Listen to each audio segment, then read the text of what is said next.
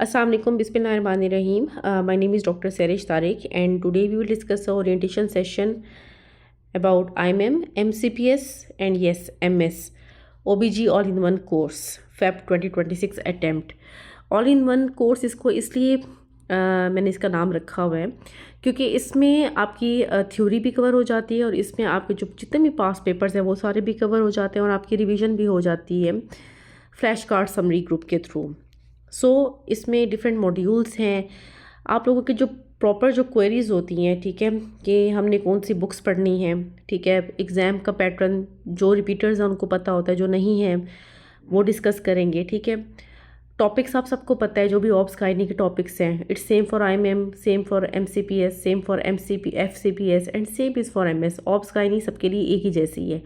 थोड़ा सा जो एक डिफरेंस आ जाता है MCPS और FCPS के लेवल पे या MS के लेवल पे कि उसमें ऑन्कोलॉजी इंपॉर्टेंट हो जाती है। IMM के पार्ट पे oncology is not that much important क्योंकि ऑन्कोलॉजी से बहुत लिमिटेड क्वेश्चंस आते हैं।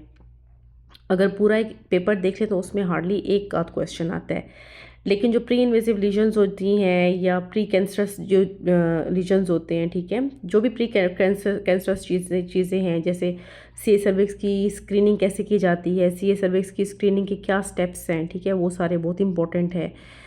तो वो IMM का भी पार्ट है। लेकिन जो मेन कार्सिनोमाज है, जैसे CA सर्विक्स हो गया, CA एंडोमेट्रियम हो गया, वल्वा हो गया, CA सर्विक्स हो गया, वो बेसिकली MCPS और FCPS का पार्ट है, ठीक है, and yes for MS as well. जहाँ तक बुक्स की बात है, same for IMM, same for MCPS and same is for FCPS में फिर हम कुछ और बुक्स भी इंक्लूड करते हैं, लेकिन यहाँ पे हम जो मेन बुक्स की बात है वो करते हैं। तो सबसे पहले जो आपके क्वेश्चन होता है कि कोर्स की कौन सी बुक्स होनी चाहिए हमारे पास, तो जो आपके पास मेन बुक्स होनी चाहिए वो EBM, ड्यूहर्ट्स, ठीक है, और यस गाइडलाइंस की समरी, 10 टीचर्स, और MCPS के स्टूडेंट के लिए शॉर्ट्स भी होनी चाहिए, ठीक है, that is important for MCPS point of view as a reference book, ठीक है, सब कुछ नहीं लेकिन रेफरेंस बुक के तौर पे। इसके अलावा मतलब ये ओरिएंटेशन सेशन बेसिकली उन स्टूडेंट्स के लिए जो हमारा all in one course join करेंगे, इसलिए मैं उनको अपने लिहाज से बताऊंगी। जैसे मेरा जो लेक्चर होगा, ठीक है, फॉर एग्ज़ाम्पल अगर कोई भी मैं टॉपिक कराती हूँ, जैसे मैंने डायबिटीज़ इन प्रेगनेंसी कराया, ठीक है, तो डायबिटीज़ इन प्रेगनेंसी जो है वो EBM से उसके इंसिडेंसेस कवर होंगे और बाकी वो गाइडलाइन से होगा। तो फोकस हर लेक्चर का गाइडलाइंस है, ठीक है, फिर उसके बाद EBM है या ड्यूहर्ट से इंपॉर्टेंट चीज़ें हैं। 10 टीचर्स को बहुत ही कम इस लेवल पे पढ़ा जाता है, मतलब वो एक अंडर ग्रेजुएट स्टूडेंट्स की बुक है और इट्स नॉट रिकमेंडेड नाउ, ठीक है, फॉर IMM, MCPS, FCPS। अगर आपके पास बहुत टाइम है और आप बहुत बेसिक्स पढ़ना चाहते हो, ठीक है, आपको बेसिक्स नहीं आती, then you can go for 10 teachers, but even then अब हम रिकमेंड नहीं करते। हाँ, आप ऐसे रेफरेंस बुक रख सकते हो, लेकिन अब आपको रेफरेंसेस के लिए बहुत हाई लेवल पे जाना पड़ता है। EBM, ड्यूहर्ट्स या गाइडलाइंस, 10 टीचर्स की इतनी ज़रूरत नहीं पड़ती। 10 टीचर्स ठीक है, इट्स ओके, कुछ लोगों की चॉइस होती है, बट आपने उसको एज ए रेफरेंस बुक रखना, उसको पढ़ना नहीं है। अभी फ़िलहाल चूँकि मैं अगेन वही बात कर रही हूँ कि मैं अपने कोर्स से रिलेटेड बात करूँगी, तो बेसिकली आपने जो मेन बुक रखनी है वो EBM रखनी है। नाउ आपका नेक्स्ट क्वेश्चन ये होता है कि EBM अपडेटेड नहीं है। डेफिनेटली EBM में बहुत सारे ऐसे टॉपिक्स हैं जो अपडेटेड नहीं है, नई नई गाइडलाइंस आ रहे हैं, लेकिन EBM अभी वैसे ही पुरानी है। तो EBM जस्ट आप लोगों ने एक रेफरेंस बुक रखनी है। जैसे फॉर एग्जांपल मैं आपको हाइपरटेंशन इन प्रेगनेंसी पढ़ा रही हूँ, ठीक है, तो जो हाइपरटेंशन के इंपॉर्टेंट पॉइंट्स मैं लेक्चर में बताऊंगी, आपने उसको छोटे छोटे पॉइंटर्स की फॉर्म में लिखना है, ठीक है, जो इंपॉर्टेंट पॉइंट्स हैं ज़्यादातर, ठीक है, कुछ तो ऐसा होता है ना जो डिटेल्स होती हैं, वो नहीं, इंपॉर्टेंट पॉइंट्स, ये नहीं कि पूरा लेक्चर आपने नोट डाउन करना है, जस्ट आपने इंपॉर्टेंट पॉइंट्स लेना है, ठीक है, उनको नोट डाउन करना है और स्टिकिंग नोट्स पे अपनी EBM की बुक में पेस्ट कर लेना है। कुछ लोग इस तरह नोट्स बनाते हैं, कुछ लोग जो है मैं उनको ये कहती हूँ कि साथ में एक डायरी रखा करें। जैसे for example hypertension in pregnancy पढ़ाए तो उसके इंपॉर्टेंट टॉपिक्स लिख लें। लेकिन प्रॉब्लम ये होता है कि जब एंड पे रिवीजन करनी होती है तो रिवीजन के टाइम फिर आप डायरी भी पढ़ रहे होते हो, बुक भी पढ़े होते हो, तो वो आप लोगों को कन्फ्यूज़ करता है। आप लोगों का एक और क्वेश्चन होता है कि क्या बस मैं सिर्फ लेक्चर कर लूँ तो मेरा पेपर हो जाएगा। मैं आपको 100% गारंटी देती हूँ कि येस, लेकिन फिर भी मैं हमेशा बुक को इसलिए मेन रखती हूँ कि बुक जो है आप वो जो आपकी पेज मेमोरी होती है या आपकी जो स्टिकिंग नोट्स पे जो आप पॉइंटर्स बना के अपने बुक पे पेस्ट करते हो, तो वो आपकी पेज मेमोरी रह जाती है। That's very important for the revision, ठीक है, क्योंकि एट द एंड आपके पास रिवीजन में इतना टाइम नहीं होता कि आप पूरा पूरा लेक्चर सुने। आप इस पूरे 5 मंथ के टाइम में एक दफ़ा सुनेंगे, 2 दफ़ा सुनेंगे, मैक्सिमम 3 दफ़ा सुनेंगे, लेकिन ultimately you have to make your points, ठीक है। क्योंकि इस कोर्स में या किसी भी कोर्स में आप हाई लेवल के जितने भी कोर्सेज ले रहे हैं, चाहे वो MRCOG के लेवल के भी हैं, आपको ऐसे PDF अवेलेबल नहीं होते, ठीक है। वो आपको एक लेक्चर देते हैं और उसमें ही से आपने पॉइंटर्स बनाने हैं। ये ज़्यादातर यूट्यूब के प्राइवेट लिंक्स होते हैं या टेलीग्राम की वीडियोस होती हैं और आपने वहीं पे ही डाउनलोड करके देखनी होती है, सुननी होती है और अपने पॉइंट्स नोट करने होते हैं। सो जो मेरा तरीका है, मैं हमेशा स्टूडेंट्स को ये कहती हूँ कि अपनी मेन बुक जो है वो EBM रखें और उसी पे स्टिकिंग नोट से पेस्ट करें इंपॉर्टेंट पॉइंट्स। पूरा लेक्चर नहीं करना होता, ठीक है, क्योंकि हम जो लेक्चर में है वो बहुत डिटेल्स भी बताते हैं, लेकिन अगर आप हाइपरटेंशन प्रेगनेंसी देखें तो मैंने इंपॉर्टेंट पॉइंटर्स बताए होंगे कि अच्छा कौन से रिस्क फैक्टर्स हैं कि हमने एस्पिरिन स्टार्ट करनी है, ठीक है, या प्री एक्लेम्पशिया के क्या रिस्क फैक्टर्स हैं, उनके इंपॉर्टेंट पॉइंटर्स, या कोई इंपॉर्टेंट इंसिडेंस हो गया या परसेंटेजेस हो गए, क्योंकि हर लेक्चर के स्टार्ट में आपको इंपॉर्टेंट इंसिडेंसेस और परसेंटेजेस बताए जाते हैं, तो वो आपने अपनी बुक पे नोट डाउन करने हैं, ठीक है। अब उसके बाद आप वो लेक्चर जो है, मैं मोस्टली हर लेक्चर के एंड में बताती होती हूँ कि ये लेक्चर दैट इज़ सफिशेंट या आपने एक दफ़ा सेल्फ स्टडी करनी है, ठीक है। मैं अगेन वही बात बताती हूँ जो ये क्वेश्चन मुझसे बहुत दफ़ा होता है। मैं आपको अभी भी ये कह रही हूँ कि 100% आप अगर सिर्फ मेरे लेक्चर्स पे करें that is more than enough, लेकिन अगेन मैं एज अ स्टूडेंट भी जो है वो मैं बुक रीडिंग को जो है वो प्रेफर करती हूँ। लाइक जिस तरह भी आप लोगों के पास टाइम है, अगर मैंने हाइपरटेंशन in प्रेगनेंसी पढ़ाया, आपने पॉइंटर्स बनाए, तो आप उसको एक दफ़ा EBM से भी नोट डाउन कर लें। लेकिन हाँ, जिस तरह ब्रीच इन प्रेगनेंसी का चैप्टर है, तो breach is not updated in the EBM। Breach updated नहीं है, PPROM नहीं है, प्री टर्म नहीं है, ठीक है। इंटरपार्टम जो नाइस की गाइडलाइंस आई हैं वो नहीं है, तो लेबर की भी बहुत सारा चीज़ें उसमें, CTG अपडेटेड नहीं है, लेबर की बहुत ज़्यादा चीज़ें उसमें अपडेटेड नहीं है। तो मैं हर लेक्चर के एंड में बताती होती हूँ कि आपको that is sufficient for self study या आप एक दफ़ा बुक से रीड कर लें, ठीक है। तो ये मेरा तरीका होता है उन स्टूडेंट्स के लिए जिन्होंने ये कोर्स ज्वाइन करना है, जो क्योंकि लेक्चर हर स्टूडेंट के लिए है, तो जिन बच्चों ने ज्वाइन नहीं भी करना उनके लिए भी यही है कि उन्होंने अपनी मेन बुक एक EBM रखनी है और फिर उन्होंने सारी गाइडलाइंस पढ़ के खुद ही उसकी समरी बनानी है। जो मेरे लेक्चर्स होंगे उसमें इंशाल्लाह सारी हर गाइडलाइन की समरी ऑलरेडी होगी, आपको सेपरेटली गाइडलाइंस पढ़ने की ज़रूरत नहीं पड़ेगी, ठीक है। It's same for IMM, same for MCPS। आप लोग वही पढ़ लें, वही गाइडलाइंस है, मतलब आपको एक ही लेक्चर में जो है वो आपको क्रिस्प समरी मिल जाएगी, गाइडलाइन से भी, EBM से भी, और जो जितनी इंपॉर्टेंट चीज़ें होती हैं वो उसके अंदर होती हैं। कुछ चार्ट्स जो हैं वो मैंने ड्यूहर्ट से भी बनाए हुए हैं, ठीक है, तो मैं आपको रेफरेंस दे देती हूँ साथ साथ में कि ये ड्यूहर्ट से मैंने लिया हुआ है, ठीक है। कुछ चार्ट्स खुद बनाए हुए हैं।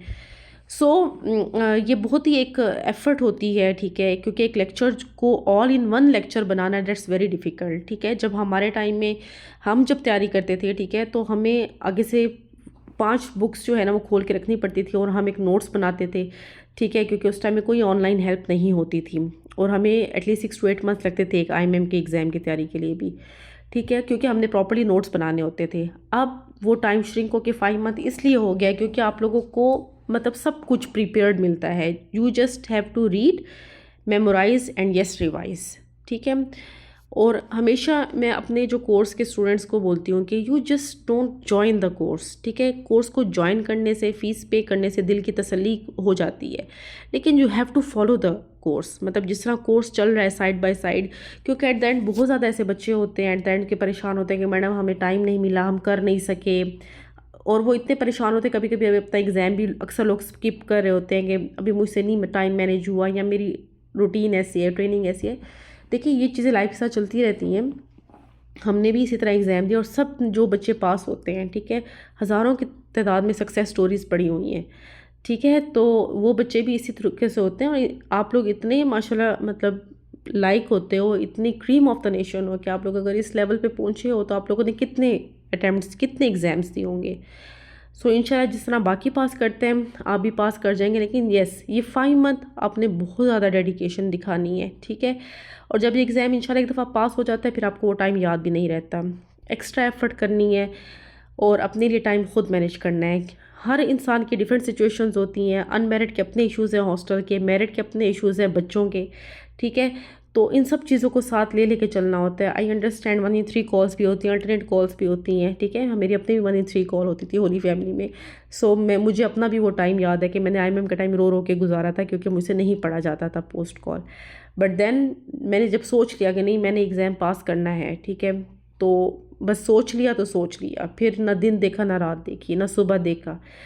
तो डिटर्मिनेशन बहुत ज़रूरी है, ठीक है। लगे रहोगे तो हो जाएगा, छोड़ दोगे डीमोटिवेट हो जाओगे, काम ख़राब हो जाएगा, ठीक है। तो ये सारी डिस्कशन मैंने इसलिए की है क्योंकि आप लोगों के इसी के मतलब क्वेरीज सबकी ऐसी ही होती है। मुझे अब तकरीबन 5 इयर्स हो गए हैं, ठीक है, 4 to 5 इयर्स हो गए हैं आप लोगों को मेंटोर करते हुए, स्टूडेंट्स को पढ़ाते हुए। तो हर बच्चे की प्रॉब्लम होती है, हर स्टूडेंट की प्रॉब्लम होती है, लेकिन जब वो पास हो जाता है तो वो इतना मतलब दुआएं देते हैं वो स्टूडेंट्स, ठीक है। और कभी कभार जो पास नहीं होते लेकिन जिन्होंने अपनी अच्छी एफर्ट की होती है तो अगली दफ़ा इतनी अच्छी तरीके से तैयार करते हैं कि वो पार्ट 2 में फर्स्ट अटैम्प्ट में निकल जाते हैं।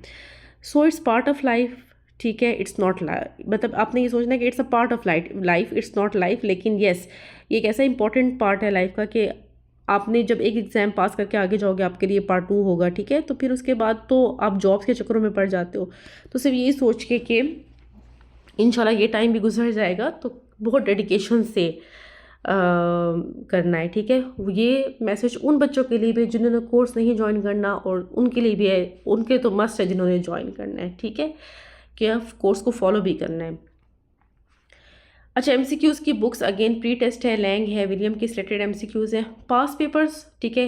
ये पास पेपर सारे क्रैश कोर्स में कवर होंगे। देखिए इस तरह मार्केट में बहुत ज़्यादा बुक्स हैं, ठीक है, लेकिन बुक्स को विदाउट एनी मेंटोर पढ़ना भी एक रिस्क होता है क्योंकि कीज़ का बहुत ज़्यादा इशू होता है। सो पास पेपर्स मैंने डिफरेंट रिसोर्सेज से भी की हैं, मेरे अपने भी जो है वो कलेक्शन है, तो वो आपको वहाँ पे मिल जाएंगे, आपको बहुत ज़्यादा बुक्स लेने की ज़रूरत नहीं पड़ेगी। जब हम 1-2 पेपर करेंगे आपको आइडिया हो जाएगा कि किस तरह पढ़ना है। तो पास पेपर जो क्रैश कोर्स है वो इंशाल्लाह हम नवंबर से स्टार्ट करेंगे इंशाल्लाह। उससे पहले हमने जो है थ्योरी को टाइम देना है। मास्टरिंग जो है, मास्टरिंग एक MRCOG की बुक है, ठीक है, और it's optional for IMM but yes it's must for MCPS students. At least आप लोगों ने MRCOG के जो बुक्स हैं उनमें से मास्टरिंग लाजमी करनी है, और IMM के भी वो स्टूडेंट जो ये कर लें तो दैट्स बेस्ट, ठीक है। लैंग जो है 17 चैप्टर्स इनकी ऑडियो बुक है ऑलरेडी, उसमें सारी ऑडियो बुक बनाई हुई है, ठीक है।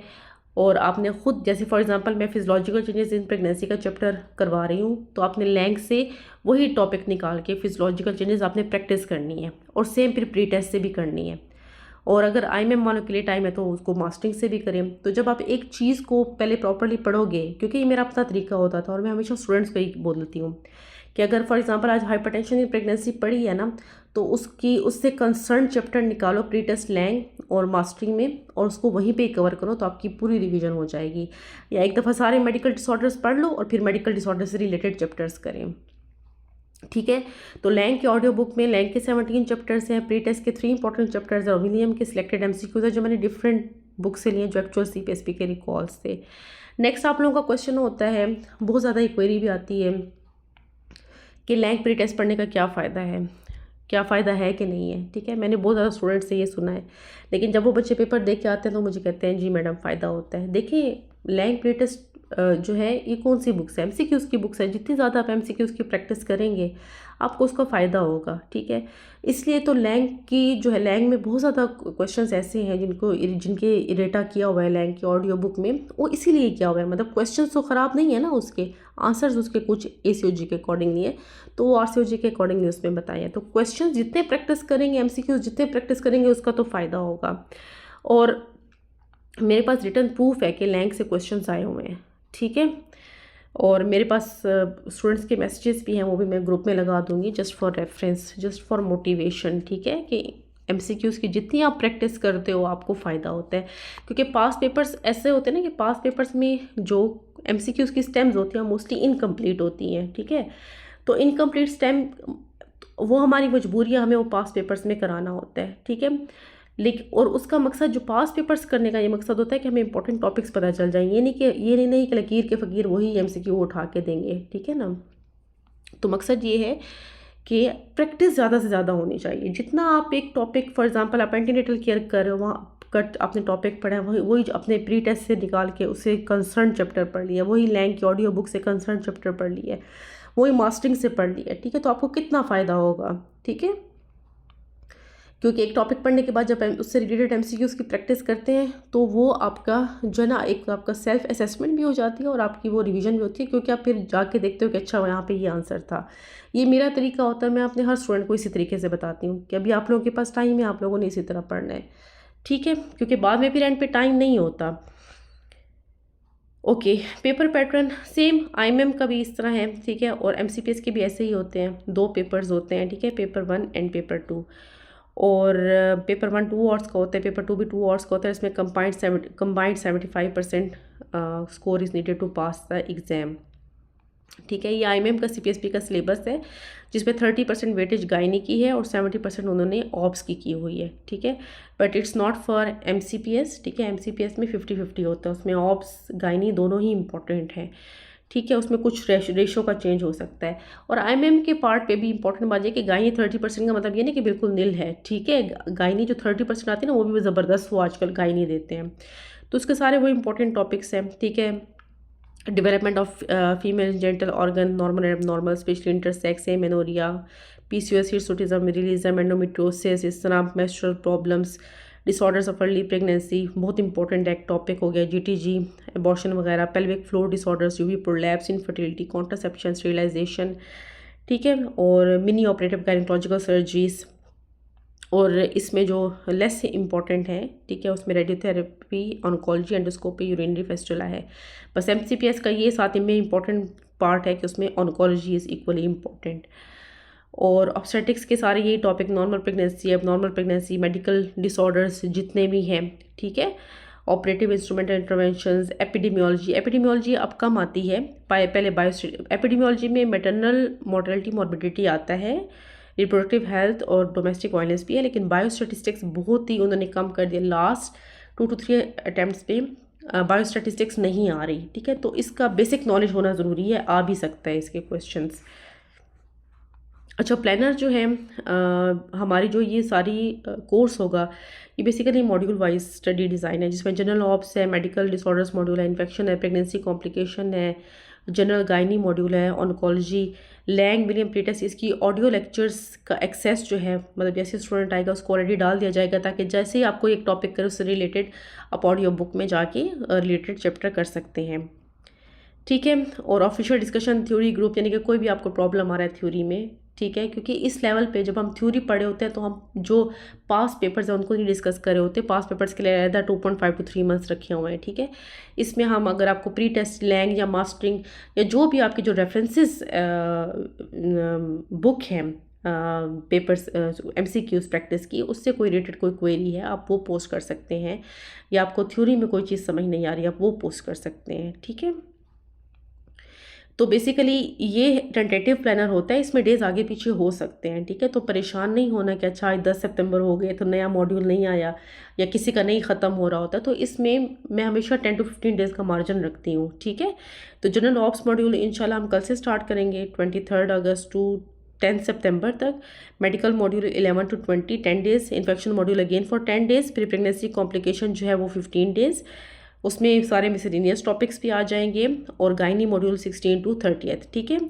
तो ये अभी टेंटेटिव तकरीबन 2 months and 7 days का बना है, लेकिन मैं इसलिए कह रही हूँ कि ये 2.5 month तक चला जाता है, ठीक है। सो इसमें परेशान नहीं होना कि नवंबर स्टार्ट हो गया या दिसंबर हो गया, एट द एंड आपकी सारी चीज़ें हो ही जाती हैं, क्योंकि एग्ज़ाम आपका इंशाल्लाह फरवरी में है। और इसमें कौन कौन से टॉपिक्स होते हैं, ठीक है, जब भी कोई मॉड्यूल स्टार्ट होगा तो उसके जो है वो स्टार्ट में ही मैं टॉपिक बता देती हूँ कि आज ये लेक्चर करना है, नेक्स्ट ये लेक्चर करना है, ठीक है, थर्ड ये लेक्चर करना है, और हर लेक्चर के एंड में आपको बताया जाएगा कि ये इस जगह से लिया गया ये टॉपिक, वो ऑलरेडी टॉपिक के अंदर भी मेंशन होगा, और आपने सेल्फ स्टडी करनी है या जो है वो एक दफ़ा बुक से पढ़ना है, वो सारा आपको नीचे हर टॉपिक के नीचे बताया हुआ होगा, ठीक है। और मेडिकल मॉड्यूल में सारे मेडिकल डिसऑर्डर्स हैं, infection module yes A to Z सारे इन्फेक्शंस, प्रेगनेंसी कॉम्प्लिकेशन मॉड्यूल में आपकी जितने भी फॉर एग्जांपल IUGR आ जाता है, पेरीमेसिस आ जाता है, इतने भी इस तरह के टॉपिक्स हैं जो प्रेगनेंसी की कॉम्प्लिकेशंस हैं, ठीक है, APH PPH सब कुछ इसके अंदर है, ठीक है। इसलिए इसको 15 डेज़ दिया क्योंकि इसके टॉपिक ज़्यादा है। गायनी मॉड्यूल को भी 15 डेज़ दिया क्योंकि इसमें ऑन्कोलॉजी है, ठीक है। और इसके बाद इंशाल्लाह जो क्रैश पास पेपर का कोर्स है 2.5 to 3 मंथ्स है। अगेन मैं वही बात कहूँगी कि 10 to 15 डेज़ का आएगा, या तो उसकी तरफ थ्योरी की तरफ कभी कभी ज़्यादा हो जाता है या क्रैश कोर्स की तरफ ज़्यादा हो जाता है, लेकिन 5 मंथ में इंशाल्लाह सितंबर, अक्टूबर, नवंबर, दिसंबर, जनवरी, ठीक है, तो ये हो जाएगा। जो भी थ्योरी ग्रुप है या क्रैश कोर्स ग्रुप है इनका access till theory exam date तक होता है, ठीक है। उसके बाद अगर कोई स्टूडेंट जो है वो दोबारा ये ग्रुप जैसे अगर फॉर एग्जांपल पेपर हो जाता है और उसके बाद अगर वो एक्सटेंशन कराना चाहता है तो फिर वो रजिस्ट्रेशन कराता है, लेकिन वो डिस्काउंटेड उस पर होती है, प्राइस पे होती है फॉर नेक्स्ट 6 मंथ्स, ठीक है। जैसे अगर किसी ने एग्ज़ाम स्किप कर दिया है या वो कहते हैं कि मतलब आते हैं मेरे पास स्टूडेंट्स के मैसेज कि मैडम हम कोई ना कोई इशू हो जाता है उनका, ठीक है, जिसकी वजह से वो एग्ज़ाम नहीं दे पाते, तो वो फिर नेक्स्ट 6 मंथ्स के लिए यानी कि अगस्त 2026 तक भी एक्सटेंशन ले सकते हैं, लेकिन वो फिर रजिस्ट्रेशन करानी पड़ती है उनको आफ्टर एग्ज़ाम। तो वो खैर बात की बातें हैं। इसमें जो है आपके सारे इंशाल्लाह टॉपिक्स कवर हो जाएंगे। और yes that gynae module is very very important both for IMM और एमसीपीएस के लिए तो डेफिनेटली है, लेकिन आईएमएम के लिए भी मैं हमेशा यही कहती हूँ कि आईएमएम के स्टूडेंट एक्चुअली ऑब्स को बहुत तवज्जो देते हैं, बहुत उस पर टाइम लगाते हैं, लेकिन गायनी को वो इतना नहीं करते। गायनी में वो बस HMB कर लिया, कॉन्ट्रासेप्शन कर लिया, बात ख़त्म। नहीं, gynae is equally very important. Molar, ectopic, miscarriages, ठीक है, कोई भी टॉपिक उठा के देख लें, HMB हो गया, कॉन्ट्रासेप्शन हो गया, तो ये इतने ज़्यादा जो टॉपिक्स हैं जो गायनी से रिलेटेड हैं, ठीक है। स्क्रीनिंग ऑफ CS सर्विक्स किस एज में करते हैं, सब कुछ, लाइकन स्क्लेरोसिस हो गया, प्लानस हो गया, जो भी प्री कैंसरस लीजन्स होते हैं, they are very very important, ठीक है। बल्कि IMM वालों को मैं बार बार एम्फेसाइज करती हूँ कि प्लीज़ गायनी को लाइट नहीं लेना, ठीक है। सिर्फ ऑब्स्टेटिक्स नहीं आता, आप लोगों की गायनी भी आती है और ठीक ठाक अच्छी गायनी के वो क्वेश्चंस उठा के देते हैं, ठीक है। तो इसको लाइट नहीं लेना, इसको 15 to 20 डेज़ अपने प्रॉपर देने हैं, ठीक है, और इंशाल्लाह हो जाएगी। गायनी को इतनी मुश्किल नहीं है। हाँ, IMM के लिए अगेन मैं वही बात कहूँगी कि ऑन्कोलॉजी का जो पार्ट है that is optional for IMM। जो अच्छे बच्चे हैं, जिनके पास होता है टाइम, वो कर लेते हैं, जो नहीं कर पाते that's it's not a problem, it is basically for MCPS के लिए इंपॉर्टेंट है वो, ठीक है। Oncology, CS cervix, C endometrium, C ovary, CL vulva will be included. And from November, access will be given for crash pass papers course to the students of all-in-one course, ठीक है। तो जैसे ही आप लोगों का थ्योरी होगा तो all-in-one course के स्टूडेंट्स ऑटोमेटिकली उनको क्रैश कोर्स जो पास पेपर का ग्रुप है बनेगा उसका एक्सेस दे दिया जाएगा। बाकी आप लोगों की क्वेरीज होती हैं all-in-one कोर्स की जो फीस है वो 20,000 है, इट्स सेम, ठीक है, जो पहले शुरू से चल रही थी वो अभी तक भी ऐसे ही है। लेकिन कुछ ऐसे स्टूडेंट्स होते हैं जो सेपरेट कोर्स लेना चाहते हैं, तो सेपरेट थ्योरी का जो कोर्स है वो 15,000 है और सेपरेट क्रैश कोर्स का 15,000 है। तो जो बच्चे all-in-one कोर्स में आते हैं, ठीक है, उनको 20K में सब कुछ मिल जाता है। अगर आप सेपरेट लेंगे तो फिर 30K बन जाता है, ठीक है, तो इट्स ऑलरेडी डिस्काउंटेड प्राइस। अच्छा, बाकी आप लोगों के क्वेश्चंस होते हैं कि लाइव सेशंस है, रिकॉर्डिंग्स है। देखिए, मेरे IMM के स्टूडेंट्स के लिए और MCPS के लिए हमेशा मैं रिकॉर्डिंग करके अपलोड करती हूँ। जैसे अभी मैं रिकॉर्ड कर रही हूँ, मैं अपलोड करूँगी। लाइव सेशंस बहुत कम मैं लेती हूँ, ठीक है। रीज़न अगेन वही है कि स्टूडेंट्स के पार्ट पे यही है कि वो ट्रेनिंग के उनके इश्यूज़ होते हैं। MCPS के बच्चे भी कभी कभार किसी ना किसी जॉब में स्टक होते हैं, तो वो लाइव सेशन लेना मुश्किल होता है। दूसरा, मैं पाकिस्तान में नहीं रहती, सऊदीया में होती हूँ, तो टाइम डिफरेंस भी थोड़ा सा आ जाता है 2 आवर्स का, ठीक है। तो वो भी कभी कभार मैच नहीं होता, क्योंकि मेरे पास यूजली मॉर्निंग के आवर्स होते हैं, लेकिन वो आप लोगों के बिज़ी जा रहे होते हैं। सो जो भी सारे मतलब पास पेपर्स होंगे या जो भी चीज़ें होंगी, ठीक है, वो रिकॉर्डिंग्स होंगी। और अगर लाइव सेशन में कभी ले भी लूँ दरमियान में, तो उसकी भी रिकॉर्डिंग चली जाती है स्टूडेंट्स को, ठीक है। रिकॉर्डिंग हो, लाइव सेशन, मुझे रिकॉर्डिंग अपने पार्ट पे भी इजी लगती है, क्योंकि मैं जिस तरह रात के यहाँ पे 3 बजे रिकॉर्डिंग कर रही हूँ, तो आप सुबह किसी भी टाइम सुन सकते हैं, ठीक है। क्योंकि लाइव सेशन में टाइम को मैच करना मुश्किल होता है। हाँ, जहाँ पे आपको ज़रूरत होती है, लगती है हमें कि नहीं अब लाइव की ज़रूरत है, तो फिर वहाँ पे हम लाइव सेशन भी ले सकते हैं। लेकिन आप लोगों का वैसे जो प्रॉपर कोर्स होगा वो रिकॉर्डिंग होगा। बाकी किस टाइम टॉपिक अपलोड होता है, यूजली या तो अर्ली मॉर्निंग होगा या लेट नाइट होगा, ठीक है। लेकिन आपको ये अच्छी बात है कि आप किसी भी टाइम इसको सुन सकते हैं, ठीक है। आप कॉल पे हैं, आप पोस्ट कॉल हैं, और जो भी है आप किसी भी टाइम सुन सकते हैं। इवन अगर आप कॉल पे भी हैं तो आप हेडफोन लगा के लेक्चर सुन सकते हैं, आपका वहीं पे ही बैठ के हो जाएगा। तो टाइम को वेस्ट नहीं करना, इस चीज़ का फ़ायदा उठाना है, ठीक है। कि अगर आपने रजिस्ट्रेशन कराई है तो आपको इसका पूरा फ़ायदा हो, ठीक है। और इंशाल्लाह होगा, मेरे पास बहुत ज़्यादा सक्सेस स्टोरीज़ हैं इंशाल्लाह, वो मैं just for the motivation purpose भी शेयर करूँगी।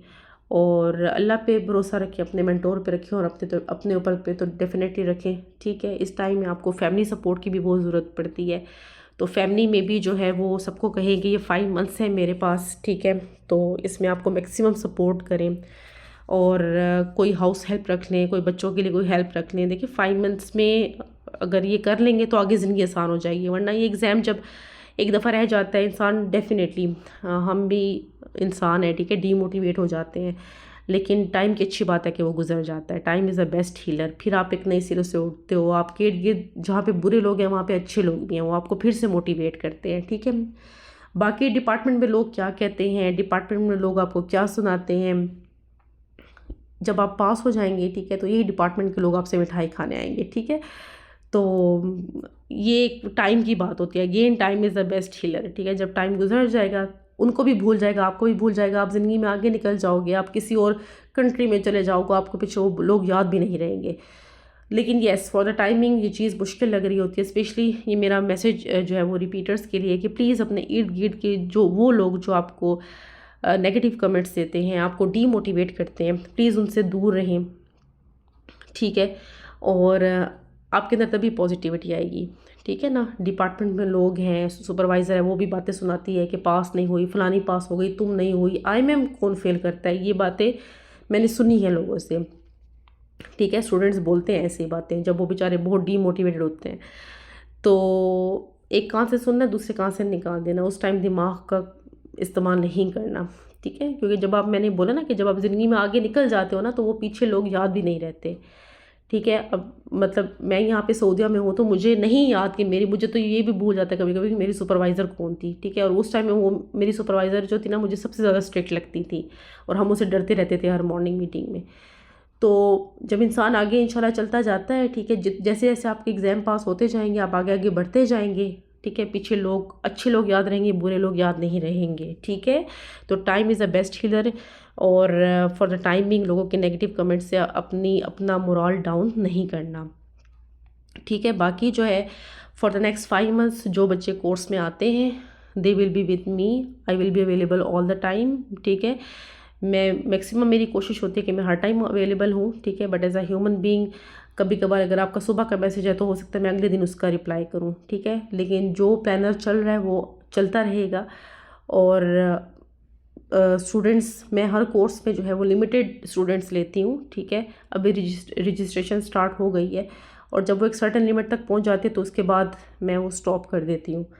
तो फर्स्ट कम फर्स्ट सर्व वाली चीज़ है, so go for it, registration started. और ये व्हाट्सएप है, व्हाट्सएप टेक्स्ट ओनली करना है क्योंकि ऑडियो कॉल यहाँ पे प्रोहिबिटेड है सऊदीया में। तो नंबर है 0334052181, ठीक है। आपने बताना है कि आप किस मतलब आईएमएम के हैं या एमसीपीएस के स्टूडेंट हैं, ठीक है। और आपने फेब 2026 की अटैम्प्ट देनी है, आपकी कौन सी अटैम्प्ट है, ठीक है। इसके लिए आपके पास टेलीग्राम का जो है वो आप पहले से टेलीग्राम इंस्टॉल करके रख दें, उसमें अपना अकाउंट बना के रख दें। दूसरी इंपॉर्टेंट बात है, ये सारे लेक्चर्स टेलीग्राम पे होते हैं, ठीक है। टेलीग्राम कभी कभार जो है इंपॉर्टेंट बात जो है वो टेलीग्राम, चाहे पाकिस्तान है चाहे सऊदीया है, वो वीपीएन के बगैर टेलीग्राम नहीं चलता, ठीक है। मुझे भी यहाँ पे वीपीएन लगाना पड़ता है, लेकिन मुझे अल्हम्दुलिल्लाह कभी प्रॉब्लम नहीं हुआ। कभी कभार मतलब 5-6 महीनों में 1-2 दफ़ा ऐसा हुआ है कि बहुत नेटवर्क का इशू हो टेलीग्राम में, लेकिन वो भी अगर एक वीपीएन काम नहीं करता तो दूसरा वीपीएन मैं यूज़ करती हूँ, ठीक है। लेकिन ऐसा नहीं है कि बिल्कुल एक्सेस नहीं होता, आपकी ऑडियोज़ भी डाउनलोड हो जाती हैं। लेकिन अच्छी बात है कि इसके लिए एंड्रॉयड अगर हो, ठीक है, और डीप्रॉक्सी ऐप हो और अच्छे वाईफाई का कनेक्शन हो, तो जो वीडियोज़ ऑडियोज़ हैं वो जल्दी ही अपलोड हो जाती हैं। अब जितने भी कोर्सेज़ हैं वो सारे टेलीग्राम पे ही होते हैं, हर टाइप के कोर्सेज़, ठीक है। MRCOG टाइप के भी सारे कोर्सेज़ टेलीग्राम पे ही होते हैं। और व्हाट्सएप का भी एक सपोर्ट ग्रुप है, ठीक है, जिसमें स्टूडेंट्स आपस में क्वेरीज़ को डिस्कस करते रहते हैं।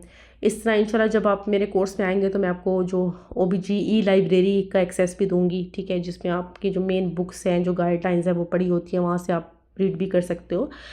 और तीसरी इंपॉर्टेंट बात जो हमेशा स्टूडेंट्स बोलते हैं कि हमें मोबाइल से पढ़ना मुश्किल लगता है, देखिए अब हर जगह दुनिया में कोर्सेज़ हो गए हैं, ठीक है।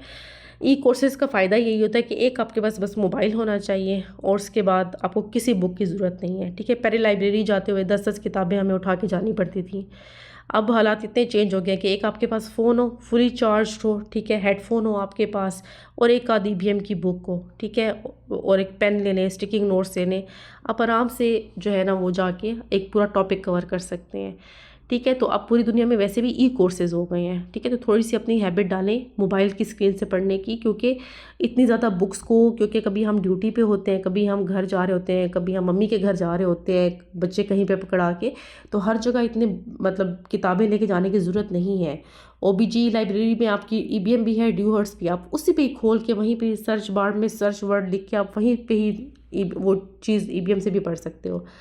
लेकिन यस, अगर आप लाइब्रेरी जा रहे हो तो फिर आप अपनी ईबीएम की मेन बुक लेके जाओ, स्टिकिंग नोट लेके जाओ, ताकि एटलीस्ट आप नोट्स बना सको, ठीक है। ये चीज़ तभी इम्पोर्टेंट है ज़्यादा, जैसे फॉर एग्जांपल आप कॉल पे हैं, ठीक है, आपको थोड़ा 2-3 घंटे भी मिल जाते तो हेडफोन लगा के एक लेक्चर सुन लें, ठीक है। उस टाइम हो सकता है आप 20% उस चीज़ को रजिस्टर करें, लेकिन जितना आप सुनेंगे उतना आपको याद रहेगा, ठीक है। तो thank you so much, see you इंशाल्लाह, अल्लाह हाफिज़।